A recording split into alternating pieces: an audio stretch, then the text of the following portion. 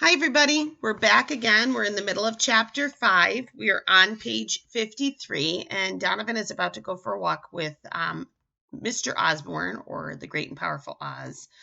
He's been caught kind of cheating off someone's paper, and now he's walking around trying to answer some questions from the teacher. Look, Donovan, Mr. Osborne said pleasantly. At the academy, we've got kids who are talented at a lot of different subjects, but very few of us are good at everything. If you're not up to this math, it's no disgrace to admit it. In fact, it happens all the time. We have regular classes, too. I nodded dumbly. This is a period of discovery, he went on.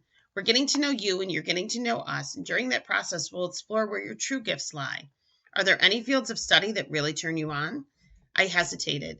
Sooner or later, somebody was going to realize that my presence here was completely bogus. But also, sooner or later, my namesake, James Donovan, would have joined his fellow Titanic passengers on the bottom of the ocean. He'd survive by staying afloat until the rescuers could get to him, by making it later rather than sooner. I had to keep swimming. I think, I said aloud, that we should stick with that exploring part a little while longer. He nodded approvingly. Very wise. Let's not rush into anything, but promise me you'll join the robotics team and help out with the Tin Man. Our entry. Last time I touched Tin Man, his hand fell off, I reminded him gently. He shrugged it off. You'll watch and learn. That's what the academy is all about. Thanks, Mr. Osborne, I mumbled. Call me Oz. I hate it when adults do that. The Castle Mall used to be one of my favorite hangouts. Tonight, though, it looked a little drab and in need of a facelift. It wasn't that the mall had changed. It was just that the school was newer, nicer, and cleaner. The academy, not Hardcastle Middle, obviously. Our cafeteria had better options than the food court, and the prices were lower. We didn't even have the dumb rules that ruined everything. For example, soda was banned at my old school because of the sugar content. But the academy lunchroom had a drink machine that was open to everyone. It even sold the extra sugar, extra caffeine stuff. It was fine, even necessary to fuel the brainiacs through the late-night studying marathons. But if one of the ungifted kids at Hardcastle happened to get a sip, he'd go straight out and rob a bank. Technically, my 6-month ban for swimming in the fountain was still in effect, but the security guard who had busted me wasn't on duty. It was a bum rap. It isn't skinny dipping if you're wearing boxers. Besides, the air conditioning is going to break down on a 90-degree day. It's management's responsibility to fix it before people start looking for other ways to cool off. The Daniels had never experienced the academy cafeteria, so they thought the food court was fine dining. They weren't eating anyway. I was on a bench trying to ignore the Daniels whooping and yipping, designing to catch the attention of a couple of girls.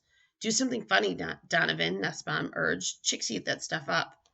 I glared at him. If you want to talk to Heather Mahoney, why don't you just walk over there? Because that would be lame, he explained reasonably. She has to come to me. Jump in the fountain again, Sanderson urged me. That's an attention grabber. You jump in the fountain, I shout back. He grabbed me under the arms, but I disarmed him with a punch to the gut before Nussbaum could help him wrestle me into the water. It did the trick, though. Heather and her friend, Deirdre something, were ambling in our direction. Hi, Donovan, Heather addressed me. Haven't seen you for a few days. Were you sick? Donovan's a genius now, Sanderson supplied. He goes to the Gifted Academy. Really? Deirdre was impressed.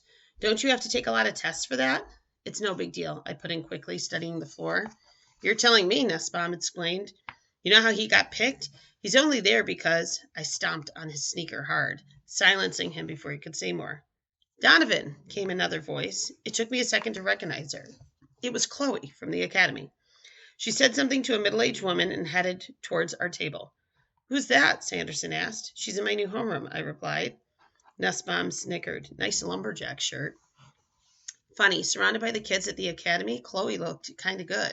Call it the Euchyllis factor. The gifted crew wasn't exactly fashion week. Yet next to Heather and Deirdre, you could tell she was out of her league. Those two wore skinny jeans and vintage t-shirts that were just, well, right. Chloe wasn't ugly or anything like that. In fact, she had a pretty face. But you had to concentrate to notice it. She wore no makeup, and her loose flannel shirt gave her a lumpy appearance. A huge button on her lapel declared, That's okay, Pluto, I'm not a planet either. It clinked as she walked. I was surprised to see her at all out of school. I always thought of her as one of those people who suddenly wishes into being at the sound of the first bell in the morning and winks out again when the clock strikes 3:30. Hi, Donovan, she greeted me eagerly. Do you live around here? Hey, Chloe. She was looking expectantly at others, so I semi-introduced them. Meet the guys. Hi, Chloe. Nussbaum stepped forward and pumped her hand. The grin on his face was barely this side of idiotic. How does it feel to have Donovan in the academy? I mean, is he gifted or what? I think it's an or what, Sanderson said with a smirk. Chloe could tell they were messing with her, but she had no idea how much. Donovan's cool, she offered tentatively. She turned back to me. Sorry about what happened in math today. How did it go with Oz? For some reason, I felt like I had to defend myself. I never meant to cheat off Abigail. I was trying to cheat off Noah. How was I supposed to know he puts the wrong answers down on purpose? I thought he was a big genius. He definitely doesn't feel the need to prove it, she replied with a sympathetic smile. Abigail's the opposite. If she ever brought home a B minus, B plus, it would be the end of the world. And she practically tore my head off. She's under a lot of pressure, Chloe exclaimed. She does just about everything, and she's keeping half the tutors in town business. She pushes herself pretty hard. I never thought the gifted kids had problems, mused Deirdre. It's those big brains. Nussbaum supplied wisely. It makes a person top-heavy, out of balance, like the Atlas statue. How crazy was that? Heather exclaimed. I was at the game. The girl at the end of my row was covered in broken glass. They still haven't found the guy who did it, Deirdre added. I heard it was an accident, I suggested, looking daggers at Nussbaum. Wear and tear on the statue. It can't be easy to hold the weight of the world in the wind and rain year after year, especially when it's attached by one bolt. One bolt? Chloe replied dubiously. That's pretty shoddy engineering. We put more thought into Tin Man's stress points. Tin Man? Sanderson echoed. Our class robot, I answered and bit my tongue. I mean the robot that happens to live in the homeroom I got assigned to. Well, it's your robot too, Chloe said generously. You're on the robotics team now. Maybe you'll put us over the top at the big meet. We've come in second to Cold Spring Harbor 3 years in a row. You could see Deidre welling up with joy at this new information. Not only did I go to the nerd school, but I was on the robotics team, which was nerd squared. No way I could ever live this down in one lifetime. Chloe waved at the woman she arrived with. Gotta go. My mom's done shopping. She beamed at me. See you tomorrow. See you, I mumbled.